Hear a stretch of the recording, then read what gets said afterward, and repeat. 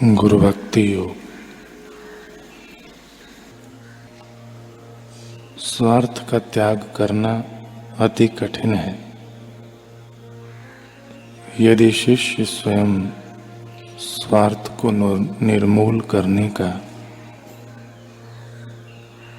दृढ़ निश्चय करे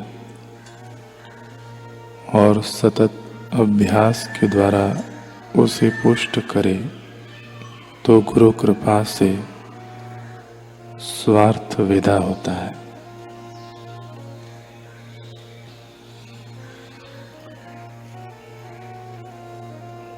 शिष्य अगर जितनी संभव हो सके उतनी व्यवहार और रीति से, तत्परता से एवं निश्चय पूर्वक गुरु के आदेशों का पालन करने का प्रयास करेगा, तो उसे प्रभु का साक्षात्कार होगा।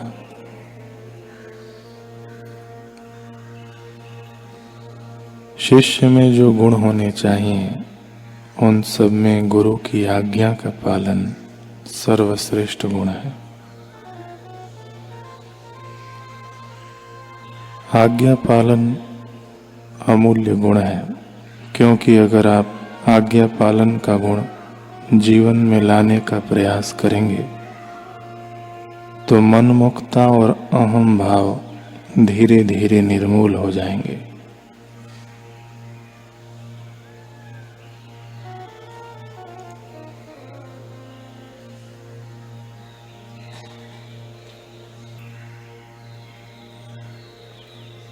गुरु द्वारा शिष्य को ज्ञान प्रदान करने की दो पद्धतियां हैं। एक का नाम है शिक्षण और दूसरे का संप्रेक्षण।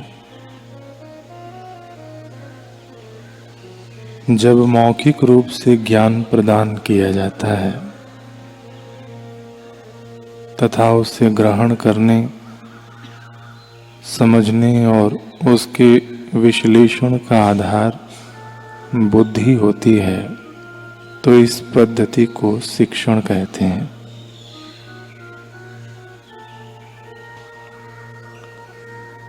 किंतु जब ज्ञान का संचार सूक्ष्म स्तर पर हो,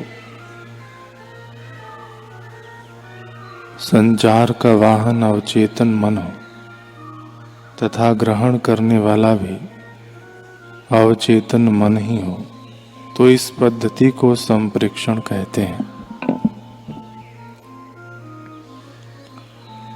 समय समय पर ऐसे गुरु और शिष्य हुए हैं जिनके बीच ज्ञान का संचार बिना किसी भौतिक संपर्क के होता रहा है। ऐसे संचार के मार्ग में भौगोलिक बाधाएं हो कोई अर्थ नहीं रखती। गुरु चाहे कितने भी दूर हों, शिष्य अपने गुरु के साथ मानसिक संबंध जोड़कर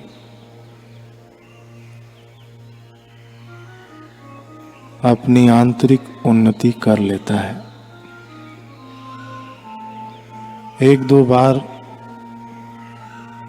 उनके संपर्क में आकर फिर दूर होने पर भी भावनाओं, विचार, चिंतन के द्वारा गुरुदेव के साथ मानसिक संबंध से उनकी विचारधारा, उनकी शैली, उनकी प्रेरणा पाकर वह बहुत ऊंचा उठ जाता है।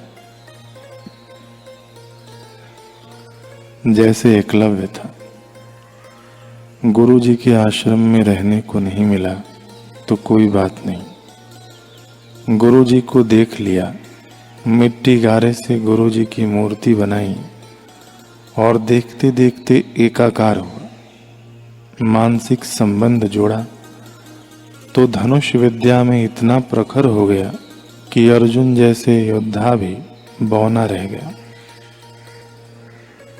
मानसिक संबंध से गुरु की कैसी कृपा अपने अंदर विकसित कर दी।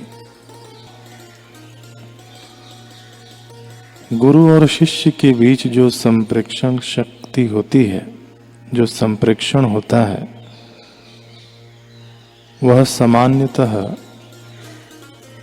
मनोमय कोश और विज्ञानमय कोश के स्तर पर होता है। एक नया शिष्य गुरु के साथ मानसिक स्तर पर संचार स्थापित करने में सक्षम होता है। इस स्तर पर वह अपने विचारों, भावनाओं आदि के माध्यम से संपर्क करता है और उनका आशीर्वाद भी प्राप्त करता है।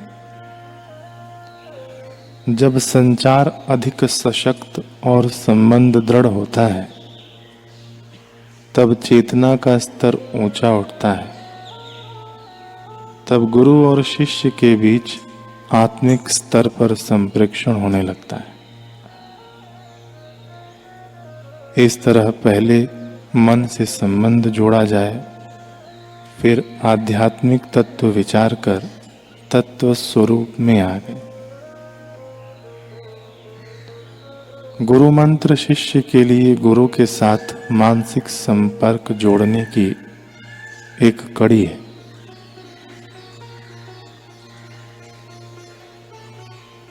यह वह सूत्र है जो उसे अपने गुरु से बांधता है। गुरु मंत्र के जप सुमिरन द्वारा शिष्य अपनी चेतना के स्तर को ऊंचा उठाने में सक्षम होता है। मंत्र के द्वारा गुरु दिव्य आध्यात्मिक शक्ति का संप्रेक्षण कर सकते हैं, इसलिए उसे गुरु मंत्र, बड़ा मंत्र कहते हैं।